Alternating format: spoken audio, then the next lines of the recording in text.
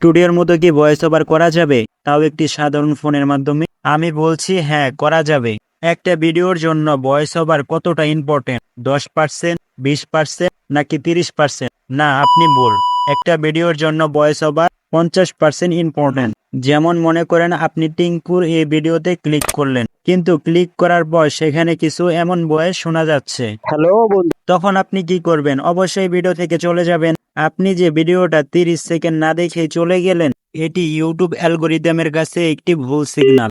YouTube মনে করেছে আপনার ভিডিওটি ভালো না, এজন্য সবাই ক্লিক করে চলে যায়, যার জন্য আপনার ভিডিও ফিউজ হয়ে যায় এবং আস্তে আস্তে আপনার চ্যানেলটাও ফিউজ হয়ে যায়। এই ঘটনাটি কেন বললাম? এই ঘটনাটির মাধ্যমে আপনাদের বোঝানোর চেষ্টা করলাম ভয়েস এডিটিং কতটা ইম্পর্টেন্ট। ভয়েস ওভারের জন্য আমি আপনাদের 4টি সিক্রেট বলবো। এই 4টি সিক্রেটের মাধ্যমে আপনি স্টুডিওর মতো ভয়েস ওভার দিতে পারবেন।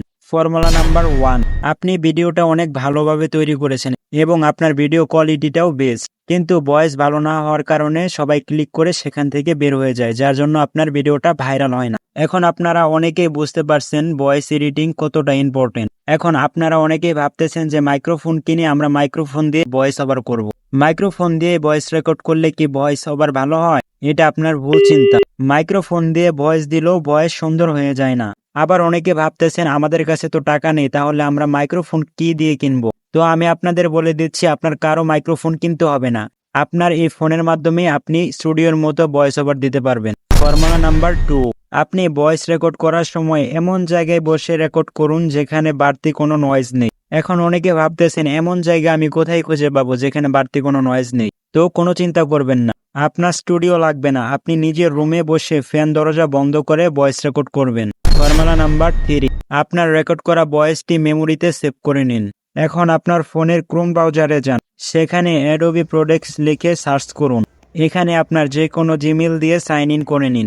তারপর ইনহ্যান্স স্পিচ নামে অপশনটিতে ক্লিক করুন এবং আপনার মেমোরিতে সেভ করা রেকর্ড ফাইলটি এখানে আপলোড করুন।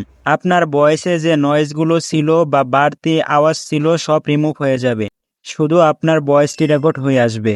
ভয়েস ইনহ্যান্স হবার পর ডাউনলোডে ক্লিক করে ফাইলটি ডাউনলোড করে নিন। ফর্মুলা নাম্বার 4, আপনার যদি ক্যাপকাট এপিকেটি না থাকে তাহলে প্লে স্টোরে গিয়ে আপনি ক্যাপকাট এপিকেটি ডাউনলোড করুন। ক্যাপকাটে ঢুকে প্রজেক্ট নামে অপশনে ক্লিক করুন, তারপর সেখান থেকে একটি ফটো নিন এবং আপনার অডিও ফাইলটি এখানে অ্যাড করে নিন। এখন ভয়েসে যে আপনার ফাঁকা জায়গাগুলো আছে তা জুম করে কেটে নিন। আপনি যে জায়গাগুলোতে থেমে গিয়েছিলেন এবং ভুল কিছু বলেছেন সব জায়গা আস্তে আস্তে কেটে নিন। আপনার পুরো ভয়েসটি কাটাকাটির কাজ হয়ে গেলে এখন আপনি এখান থেকে ইফেক্ট ব্যবহার করতে পারেন। এখানে ভয়েস ইফেক্ট নামে অপশন আছে, আপনি চাইলে সেখান থেকে কিছু ভয়েস ইফেক্ট নিয়ে আপনি ইফেক্ট বসাতে পারেন। তারপর এটা আপনি সেভ করে নিন। এখন আপনি ভয়েসটা শুনে দেখেন আগের ভয়েসগুলোর থেকে এটা কতটা বেস্ট কোয়ালিটির হয়েছে। আপনার এই ভয়েসটি স্টুডিওর থেকেও বেস্ট কোয়ালিটির হয়েছে। সো ভিউয়ার্স, আপনারা জানলে খুশি হবেন, আমাদের একটি হোয়াটসঅ্যাপ গ্রুপ আছে, সেটা হচ্ছে ইউটিউব সাপোর্ট টিম গ্রুপ, যেখানে আমরা একে অন্যকে সাপোর্ট দিয়ে থাকি। আপনি এখানে আমাদের থেকে সাপোর্ট নিয়ে অবশ্যই অল্প দিন আপনার চ্যানেল মনিটাইজেশন করতে পারবেন। আপনি যদি গ্রুপে জয়েন হয়ে ফ্রিতে সাপোর্ট পেতে চান তাহলে ডেসক্রিপশনে থাকা আমার হোয়াটসঅ্যাপ নাম্বারে মেসেজ দিন। ভিডিওটি ভালো লাগলে লাইক দিন, কমেন্ট করুন এবং সাবস্ক্রাইব করতে ভুলবেন না। পুরো ভিডিওটি দেখার জন্য সবাইকে ধন্যবাদ।